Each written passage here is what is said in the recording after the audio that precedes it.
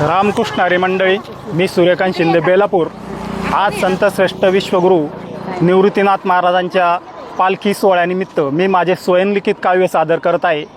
काव्याचं शीर्षक आहे पालखी निवृत्तीनाथांची। पालखी निवृत्तीनाथांची आलिया माझ्या गावा, पालखी निवृत्तीनाथांची आलिया माझ्या गावा। साष्टांग नमस्कार आमचा तुम्ही घ्यावा, साष्टांग नमस्कार आमचा तुम्ही घ्यावा।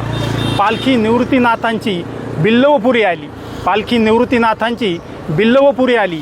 प्रवरेच्या तिरी गर्दी वैष्णवांची झाली, प्रवरेच्या तिरी गर्दी वैष्णवांची झाली। पालखी निवृत्तीनाथांची भक्तांच्या खांद्यावरती, पालखी निवृत्तीनाथांची भक्तांच्या खांद्यावरती। दर्शन करण्या माये माऊली जमती, दर्शन करण्या माये माऊली जमती।